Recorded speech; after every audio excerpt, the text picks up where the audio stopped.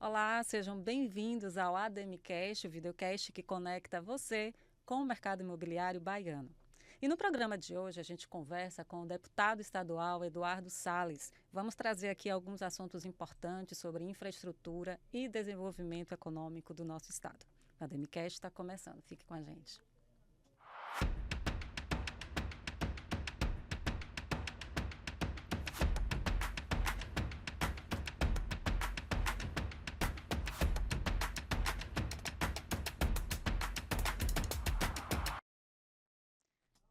Estamos de volta e aqui com a gente o deputado estadual Eduardo Salles. Engenheiro agrônomo de formação, Eduardo está no seu terceiro mandato como deputado estadual. Ele preside a Comissão de Infraestrutura, Desenvolvimento Econômico e Turismo, além da Frente Parlamentar em Defesa do Setor Produtivo. Eduardo também é diretor da Associação Comercial da Bahia. Eduardo, muito obrigada por sua presença. Seja bem-vindo ao ADMcast. Muito obrigado pelo convite, Camila, a você e a Demi, por poder hoje aqui bater um papo sobre as questões baianas, como você bem falou, as questões relativas ao desenvolvimento econômico do nosso estado. Acho que são muitos problemas, muitos gargalos, e acho que a gente vai poder aqui debater alguns desses e buscar soluções conjuntas para melhorar a vida da população baiana e efetivamente da economia baiana. Pois bem, deputado, eu gostaria de começar falando sobre a notícia recente de perda da concessão da Via Bahia para a administração das BRs 324 e 116. O senhor tem sido um crítico quanto mais da Via Bahia, né? Eu queria que o senhor falasse como é que tem acompanhado essas atualizações. Olha, Camila, na verdade, o que tem acontecido ao longo dos últimos 15 anos é um absurdo tremendo. Nós, deputados das comissões, tanto de infraestrutura como da Comissão de Agricultura, temos nos preocupado muito com esse assunto há bastante tempo, participando de diversas audiências públicas, convocamos os gestores da Via Bahia, uma concessionária que há 15 anos assumiu essa condição de gerir as estradas baianas, efetivamente a BR-324 e a BR-116, e não o fez em nenhum momento. Ela não cumpriu sequer uma vírgula dos seus contratos, efetivamente, com a manutenção, com os investimentos nessas vias, e o povo baiano, que sonhava naquele momento em ter estradas, como a gente vê nos filmes americanos, como a gente vê em vias paulistas, que tem estradas de alta qualidade e que você paga o pedágio, mas paga o pedágio sabendo que você está efetivamente tendo uma boa prestação de serviço. Nada disso aconteceu aqui na Bahia. Nem a manutenção sequer de drenagem, de manutenção básica foi feita, quanto mais os investimentos previstos. Nós tínhamos investimentos como, com o avanço do fluxo, nós teríamos a terceira pista entre Salvador e Feira de Santana, nós teríamos 400 quilômetros de duplicações, porque essa estrada ela faz Salvador-Feira de Santana, na BR-324, e para os telespectadores entenderem, também de Feira de Santana à divisa com Minas Gerais. Dá um total de 680 quilômetros de concessão. Então, nada foi feito, essas duplicações. E dali começamos a ter as perdas de vidas, pessoas ficando, tendo acidentes muito graves e ficando incapacitadas para o resto da vida, e a cada dia se agravando, os buracos, as condições piorando. Nós convocamos o presidente da Via Bahia, ele foi à Assembleia, à nossa comissão, há cerca de 2 anos atrás, e prometeu que iria fazer investimentos de 7 bilhões no semestre seguinte, nada foi feito, e continuamos insistindo com a necessidade de ser cancelada essa concessão, porque ela não tinha mais condições algumas de continuar com a concessão desse jeito. Mas ela ganhava insistentemente na justiça todas as causas e, ao contrário, entrou com causas contra os baianos, dizendo que teria que ter sido feito um realinhamento econômico em 2016 e que não tinha sido feito, e que quem devia a ela era o o povo baiano e o povo brasileiro. Então, graças à sensibilidade agora do Ministério do Ministério do Transporte, do Ministério da Casa Civil, nós conseguimos aí fazer com que foi anunciado pelo o chefe da Casa Civil, o ministro Rui Costa, de que agora no dia 31 de dezembro a Via Bahia devolverá essa concessão. E nós, a partir do dia 1º de janeiro de 2025, o governo federal assumirá essas rodovias. E aí a previsão dele é que em 2025 serão anos de obra, em 2026 será feita uma relicitação.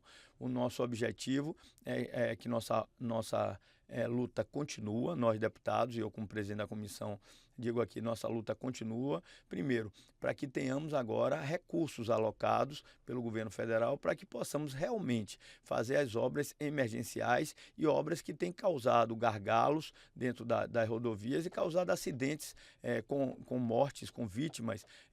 Nós sabemos aonde são esses gargalos, nós precisamos das terceiras pistas, das duplicações, dos anéis viários, dos viadutos e esperamos que o governo federal venha fazê-lo e acredito que não vai ser em um ano só, no 2025, mas nós queremos aí que imediatamente sejam suspensa a cobrança do pedágio, já que nós não temos um serviço prestado.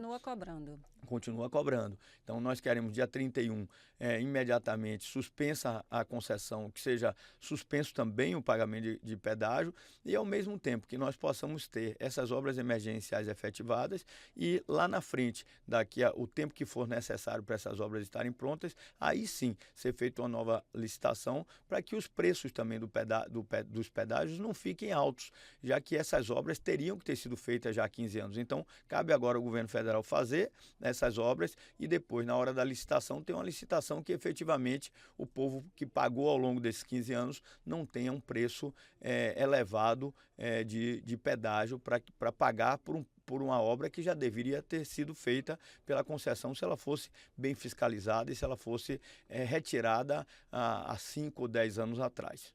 A gente está falando de das três principais rodovias federais que cortam o estado, né? Duas, né? A BR-116, que liga a Feira de Santana, no trecho Feira de Santana, à divisa com Minas, e a BR-324, Salvador, Feira de Santana.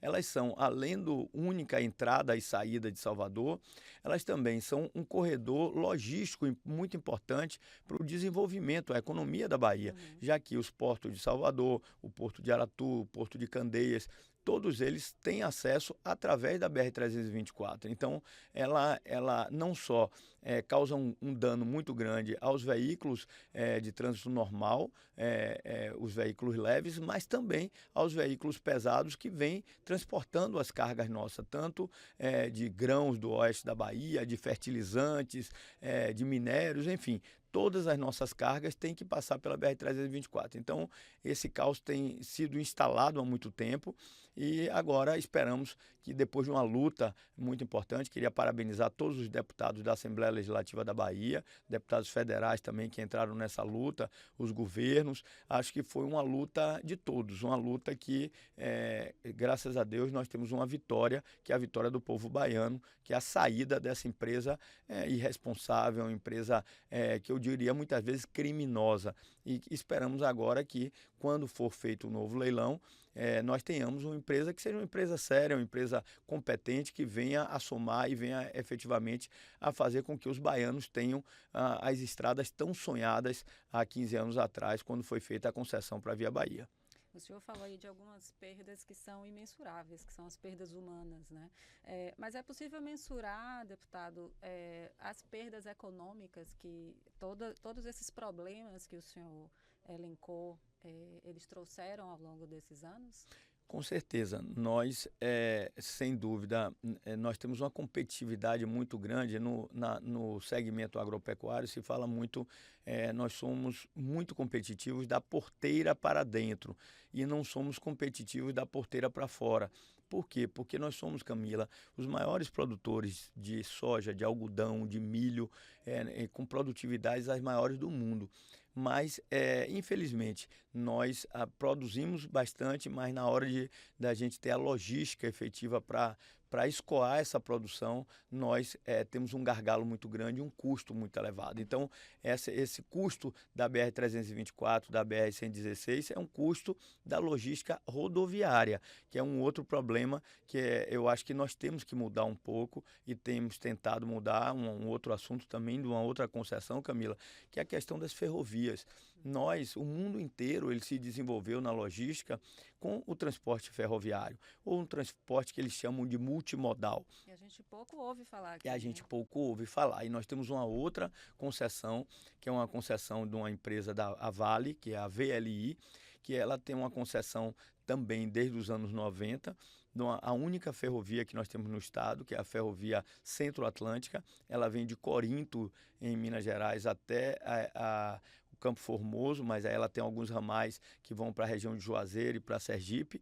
E essa ferrovia é uma ferrovia que no total ela passa por diversos estados, ela tem 7.200 quilômetros. E que a Vale, apesar de ter conseguido a concessão dessa ferrovia, ela simplesmente só cuidou do que interessava mais a ela, onde ela tinha as minas dela, de minérios. E aí essa parte que não interessava tanto e que ela era somente usuária, alguns usuários faziam essa logística por essa ferrovia, ela simplesmente abandonou. Tem trechos dessa ferrovia que nem mais trilhos tem. Então, ela pegou uma concessão, nada fez, estilo a Via Bahia, a VLI. E ela vem, faz um caos e agora simplesmente ela quer investir somente onde tem interesse. E nós, baianos, não aceitamos isso. Nós queremos, ao contrário, que ela devolva, ok, ela devolver a concessão, mas ela manter a concessão com as cargas existentes até que tenha um novo contrato de concessão. Nós queremos que ela recupere, modernize com recursos, ela indenize a Bahia por esses danos que ela tem feito, através da modernização dessa ferrovia. Nós temos trechos que precisam ser modernizados, como em Cachoeira, algumas curvas, algumas rampas que precisam ser modernizadas, e a gente precisa dessa ligação dessa ferrovia Centro-Atlântica também a FIOL, que é a Ferrovia Oeste-Leste, que está em construção, para que a gente tenha um canal também de ligação entre o oeste da Bahia e Salvador e os portos aqui de Aratu, e também uma ligação que temos de Simões Filho até o Porto de Salvador. Com isso, nós teríamos a condição de modernizar e ter uma condição de competitividade com a ferrovia, que é a Ferrovia Centro-Atlântica, que passa pela Bahia, volto a afirmar, a única ferrovia que nós temos na Bahia. Então, como você vê, nós estamos falando de desenvolvimento econômico de um estado inteiro, quando a gente fala de rodovias, quando a gente fala de ferrovias, e aí o setor imobiliário entra muito importante, é preponderante quando a gente fala de um desenvolvimento não só de Salvador, mas da Bahia como um todo. Então, eu parabenizo muito sempre a ADEME pelo trabalho que ela vem fazendo, mesmo durante a pandemia. Nós da Frente Parlamentar em Defesa do Setor Produtivo avançamos em diversos segmentos a pedido da ADEME. A ADEME, através do seu presidente Cláudio Cunha, naquela altura, nos solicitou que a Frente Parlamentar entrasse numa briga para que os cartórios fossem obrigados a só receber os recursos depois que ele efetivamente entregasse o serviço a qual eles iam prestar. Então, nós marcamos uma audiência, ainda na pandemia, eu marquei com o presidente do Tribunal de Justiça, discutimos o assunto e conseguimos uma grande vitória para a ADEME, os deputados estaduais e aí a Frente Parlamentar em Defesa do Setor Produtivo, que foi a conquista para que os cartórios só recebessem os recursos originários, por exemplo, de uma escritura pública, depois que efetivamente eles entregassem esse documento e não ficassem 1 ano, 2 anos ali à mercê da vontade de fazer o serviço e com o dinheiro já no bolso. Então, foi uma grande vitória da ADEME, como outras vitórias que nós temos trabalhado junto com a ADEME, e eu acho que a democracia faz parte disso. Eu, como um deputado aí que represento o setor produtivo na Bahia, me sinto muito orgulhoso dessas conquistas, dessas lutas, dessas batalhas que efetivamente trazem resultados, não só para a ADEME, mas para todo o setor produtivo da Bahia. E aí nós falamos da agropecuária, da indústria, do comércio, dos serviços. Então, são bandeiras importantes para todos nós baianos que nós trabalhamos na Assembleia Legislativa da Bahia. Deputado, voltando para a questão da mobilidade, né, eu queria muito ouvir a sua opinião sobre o sistema Ferryboat, que desde sempre tem sido alvo de críticas, de insatisfações, né? Na sua opinião, essa concessão deve ser revista? Vocês discutem acerca do sistema Ferryboat também na comissão? Com certeza. Eu acho que o sistema Ferryboat é um sistema que funciona em todo o mundo. Quando você vai ao Canadá, você vai a diversos países do mundo, você vê um sistema como o Ferryboat aqui na Bahia funcionando a pleno. Infelizmente, o que a gente vê aqui são embarcações com péssima qualidade, os serviços mal prestados, sanitários, sempre ferryboats quebrados, uma falta de compromisso com horários, enfim, uma série de danos causados ao consumidor diretamente. Nós, na verdade, vemos que esse é a expectativa nossa, Camila, é que esse sistema seja um sistema provisório, porque nós, deputados, inclusive, já aprovamos um empréstimo, a criação de um fundo para a Ponte Salvador-Itaparica. Então, nós temos aí a esperança, todos nós, de que esse projeto que foi elaborado há anos atrás e que a gente vem trabalhando muito para que ele seja efetivado, é um sonho. Muitos não acreditam que esse sonho vai ser realizado, Vai sair. mas vai sair, não tenha dúvida. A cada passo que é dado, nós comemoramos. Sabemos que não é fácil, a pandemia ela veio causando um dano muito grande, na verdade, não só efetivamente nas obras, no valor dessas obras, que o material praticamente dobrou de preço. Aí nós estamos falando de ferragem, de concreto, como um todo, que é a base maior de uma ponte, mas também do câmbio. Nós tivemos praticamente um dobro, o câmbio que naquela altura era R$ 3,50, hoje você fala em R$ 5,50.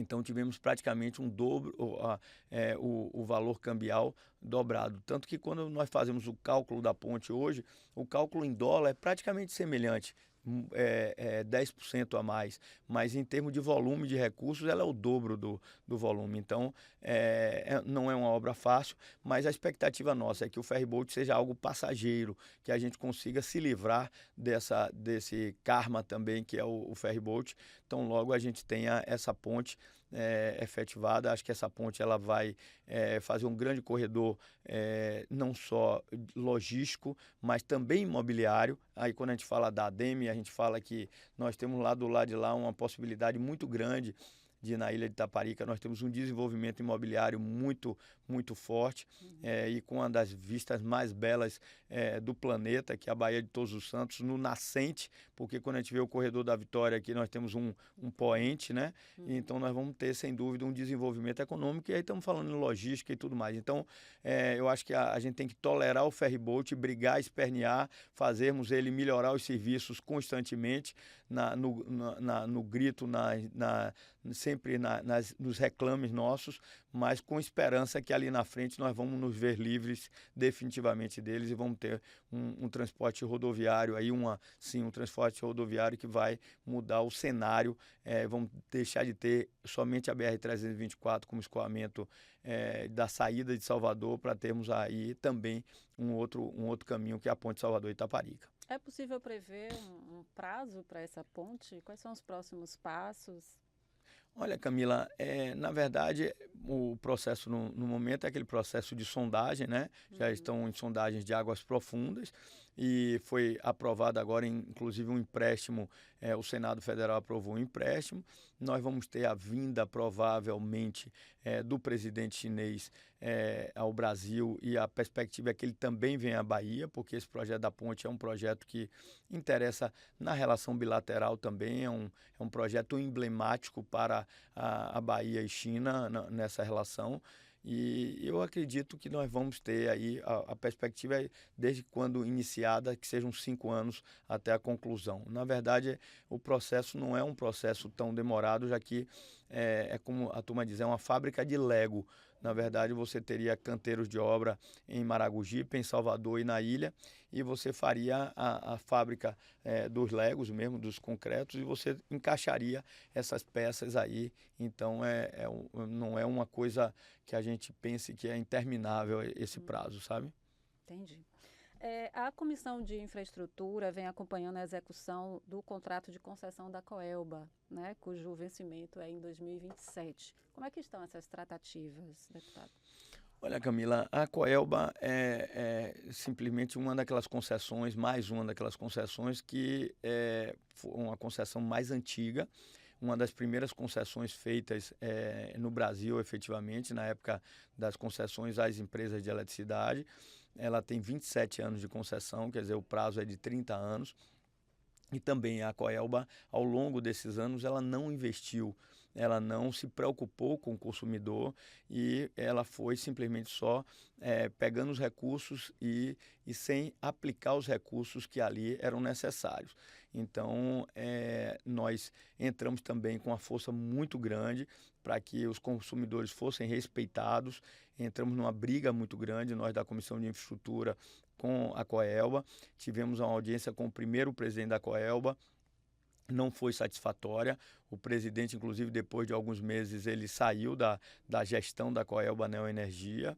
E nós tivemos a entrada de um novo presidente e a partir dali tivemos novas conversações e colocamos ao presidente, levamos o presidente e a sua diretoria em audiência também na Comissão de Infraestrutura e colocamos lá que daquele formato que estava nós não iríamos permitir que continuasse e entramos numa briga muito grande.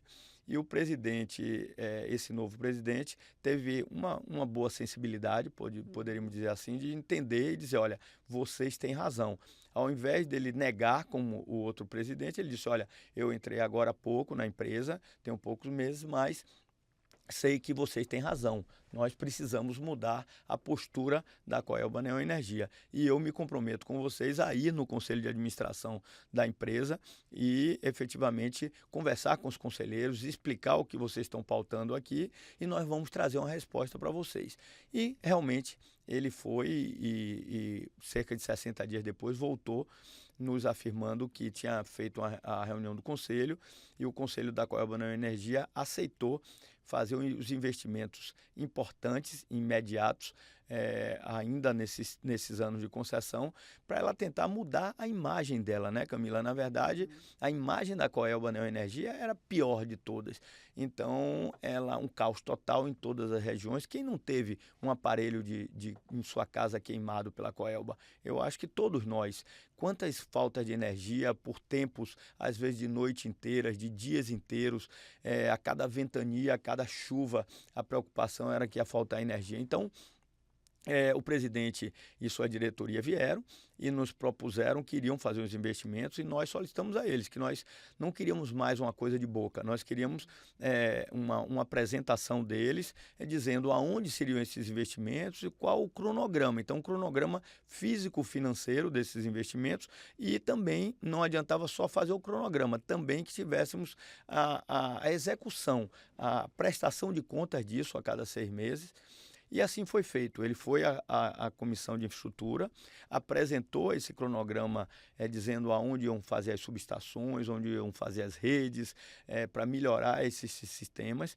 E nós ali já tivemos a primeira prestação de contas dos primeiros 6 meses, eles mostrando que tudo aquilo que estava previsto foi concluído. Ao mesmo tempo, nós colocamos que o caminho é de ida e de volta, então nós perguntamos, nós deputados, o que é que podemos fazer para melhorar a questão da Coelba. E aí discutimos com eles durante meses também 2 projetos de lei, um projeto de lei que facilita a manutenção das redes. A gente vê hoje em São Paulo acontecendo um caos total na energia porque as árvores caem nas redes e a gente tem um dano muito grande. Então nós protocolamos já um projeto, deveremos votar em breve, um projeto que permite a manutenção das redes, não só em Salvador, mas em todas as regiões, especificamente na região sul da Bahia, por exemplo, que são regiões que têm a Mata Atlântica, que tem regiões também que tem o plantio de eucalipto e outras árvores que ali, com a ventania, elas caem nas redes e prejudicam centenas e milhares de de clientes. Então, nós também trabalhamos com o canal de ida e volta. Então, esse projeto de lei, um outro projeto de lei também que causou um apagão no Carnaval de Salvador esse ano, que foi o que eles chamam das serpentinas elétricas, que nós também estamos fazendo uma regulamentação, uma proibição dessas serpentinas elétricas, para que a gente não tenha surpresas novamente de termos grandes momentos com esses apagões. Enfim, não vamos abaixar a guarda da Coelba Neoenergia. Os problemas continuam. Nós temos demandas muito grandes para serem feitas ainda. A Bahia é um dos poucos estados que não tem a universalização da energia elétrica naquele programa Luz para Todos. Nós temos agora mais uma etapa e estamos cobrando que ela seja feita. Nós precisamos que, nesses locais onde foram feitas mais de 700 mil ligações do Luz para Todos, a ligação é monofásica e nós precisamos, em diversos locais desses, da ligação trifásica para ter um agricultor, por exemplo, ter um sistema de irrigação, ter uma picadora de capim para o seu gado, tudo isso é necessário a ligação trifásica.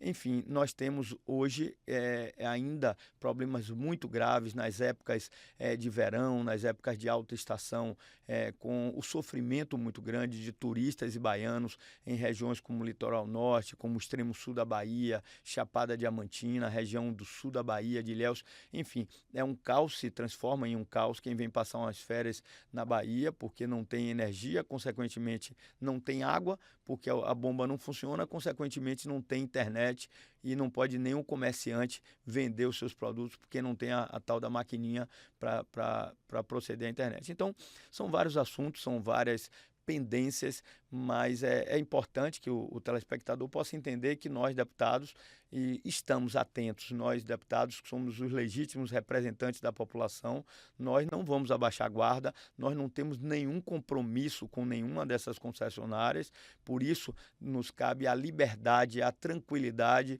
de, quando necessário, brigar, como fizemos com a Via Bahia, como temos feito com a Coelba Neoenergia e como vamos fazer ao longo dessa caminhada também com a Ferrovia Centro-Atlântica, com o Ferryboat, com a Embasa, com todas essas concessionárias que se propõem a prestar um serviço para o baiano e que cabe a nós, deputados, fazermos com que esses serviços sejam bem prestados. E aí fazer uma crítica também é que nós precisamos que as agências reguladoras, Camila, elas funcionem, tanto as agências estaduais como as agências federais, elas precisam ser cobradoras e elas chegam num momento de inércia muitas vezes, de não terem funcionários, às vezes dos funcionários que estão ali terem algum compromisso de não poderem cobrar de uma forma forte, às vezes, essas concessionárias. Então, nós precisamos ter uma agilidade maior, talvez leis mais rigorosas que possam fazer com que essas agências, quando elas não cumprirem o seu papel, imediatamente os diretores serem destituídos e a gente ter e não ser uma coisa ligada a governo. Uma agência reguladora, ela não pode ser dependente, ela tem que ser autônoma para ter a condição de aceitar os reclames e poder fazer um trabalho isento. A ADEME, ainda falando da Coelba, a ADEME vem cobrando há algum tempo da Coelba soluções para otimizar o processo de ligação de energia dos empreendimentos, porque isso é um atraso que prejudica não só a construtora, a incorporadora, como também quem compra o imóvel, né, e que tem uma previsão de quando vai receber aquele empreendimento. Então, esses investimentos que a Coelba está propondo resolveria essa questão? Camila, eu não diria que resolveria, porque eu estaria sendo muito otimista de uma empresa que há 27 anos tem uma concessão e achar que em 3 anos ela vai resolver as questões que ela não resolveu em 27 anos. Mas, ao menos, o que não houve na Via Bahia, o que não houve na VLI, que é a concessionária da ferrovia, nós encontramos um pouco na Coelba, que é pelo menos a disponibilidade em trabalhar esse assunto. Nós tivemos a audiência com o presidente da Coelba, um dos primeiros pontos foi eu li 10 depoimentos de 10 entidades representativas do setor produtivo, inclusive uma delas assinada por Cláudio Cunha, presidente da ADEME, colocando esses problemas que muitos prédios, inclusive, funcionavam depois de entregues com geradores, por falta de condição da energia a ser ligada pela Coelba. Então, o presidente da Coelba, inclusive, chegou a ligar depois dessa minha audiência, eu relatei a ele, dizendo que aquilo não era um problema de deputados com a Coelba, era um problema da sociedade civil organizada com a Coelba. 10 entidades ali, Federação da Indústria, Federação do Comércio, Federação da Agricultura, ADEME, Associação Comercial da Bahia, 10 entidades representativas da sociedade civil, ali naquelas meus depoimentos que eu passei para ele, relatavam a condição caótica que se encontrava o serviço da Coelba perante essas entidades. Então, esse foi o papel nosso, foi cutucar, como diz o outro, fazer as coisas acontecerem. Eu acho que é esse o papel que tem que ser feito pelos deputados e a população tem que cobrar.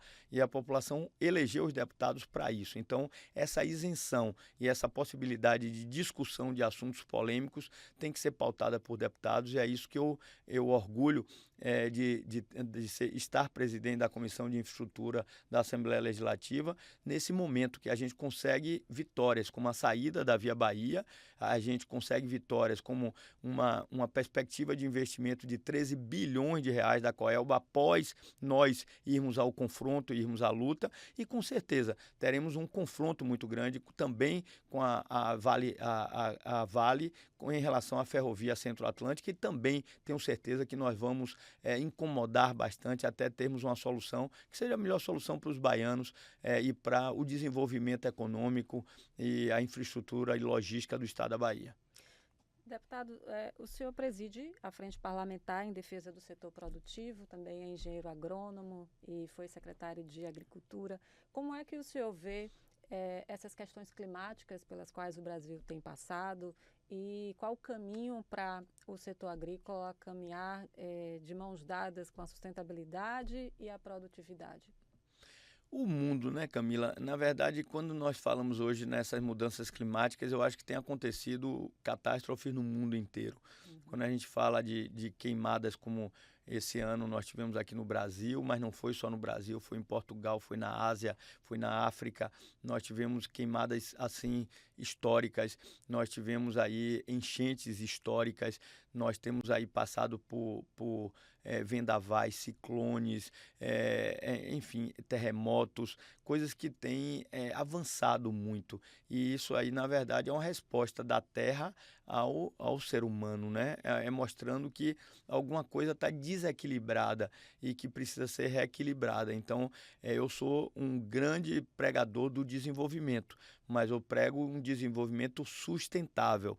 Eu não concordo com a turma dizer que nós no Brasil não podemos fazer mais nada, não podemos mais desmatar nada, não podemos mais... Nós temos sim o direito de termos o nosso desenvolvimento, mas sempre um desenvolvimento sustentável. Eu acho que tudo que é feito de uma maneira sustentável, nós temos a condição de tocar para frente um desenvolvimento, porque o desenvolvimento também não é só... o desenvolvimento social é muito importante. Não adianta nós termos uma caatinga belíssima e as pessoas morrendo de fome na caatinga. Então, nós temos que ter a parte econômica ligada à questão ambiental de sustentabilidade. Então, nós precisamos nos trabalhar cada dia mais, eu acho, essa questão. A Bahia é um exemplo disso. Nós temos energias como a energia eólica e a energia fotovoltaica hoje, um exemplo para o Brasil inteiro. Nós temos aí uma possibilidade dessa energia limpa expandir um bocado aqui no estado da Bahia. Enfim, eu acho que nós aqui no Brasil, até como um todo, nós temos uma energia muito mais limpa do que os demais países, com as usinas hidrelétricas que não são tão poluente, digamos assim, como um carvão mineral da vida, como o petróleo, a parte fóssil como um todo. Então, eu acho que nós temos aí que estabelecer parâmetros, metas, sem emperrar o desenvolvimento, porque nós não merecemos também dizer, a partir de hoje, o Brasil não pode fazer mais nada. Quer dizer, a Europa fez, as Américas fizeram, e o Brasil ficar impossibilitado de deixar seu povo pobre, não. Nós temos que ter regras, nós temos que ter condição de fazer as coisas com sustentabilidade, mas sem emperrar o desenvolvimento. Eu sou contra qualquer tipo de, o que diz os xiitas, de um lado ou do outro. Nós não podemos ter nem pessoas que pregam o radicalismo do não pode nada, nem o radicalismo do que pode tudo. Nós temos que ter um meio termo que seja um meio termo sustentável. Deputado Eduardo Salles, nosso tempo passou rápido. Verdade. Foram muitos assuntos importantes, né? Daria para mais um programa. Quero agradecer muito a sua presença. E para finalizar, eu queria ouvir qual é a sua visão de futuro para a infraestrutura, o desenvolvimento da Bahia, como é que o senhor enxerga a Bahia aí para os próximos anos? Camila, eu acho que nós temos o cavalo está selado, passando na nossa frente, e nós não podemos deixar de montar. Nós temos hoje, a Bahia tem hoje uma possibilidade importantíssima com o governo federal. Nós temos um ministro da Casa Civil, nós temos um líder do Senado, nós temos diversos cargos importantes dentro do governo federal. Há uma consideração muito importante do presidente da República com o estado da Bahia. Então, é o grande momento nosso. Nós temos agora que desenvolver os nossos portos, os nossos aeroportos, as nossas rodovias, as nossas ferrovias, as nossas hidrovias, a hidrovia do Rio São Francisco. Nós temos aí agora uma possibilidade diferenciada de fazer as coisas acontecerem na Bahia. Então, essa a minha esperança, é a minha expectativa. E aqui, enquanto deputado eu estarei junto com as entidades como a ADEME, que representa muito bem a sociedade civil organizada. Eu vou estar por essas lutas, para que a gente consiga fazer esse upgrade da logística da Bahia. Nós precisamos ter essa competitividade, porque o mundo hoje ele preza pela competitividade. Então, no momento que a gente tenha essa Baía de Todos os Santos, que é a melhor baía navegável do mundo, nós temos aqui condições de ter os melhores portos do mundo aqui na Bahia. E não sou eu que digo isso, quem diz é o próprio setor. Nós temos águas calmas, nós temos águas profundas que não precisam de dragagens constantes. Nós temos possibilidade de receber aqui os maiores navios do mundo. Nós temos a condição de ser o elo de exportação do Brasil através desses portos. Mas para isso nós precisamos de ferrovias competitivas, nós precisamos de rodovias, nós precisamos fazer com que ao longo desse tempo do governo federal nós possamos trazer para a Bahia esses investimentos importantes. E aí sim, nós que já temos a competitividade da porteira para dentro, que aí eu falo das indústrias, falo da agricultura, falo dos serviços, nós vamos ter também da porteira para fora.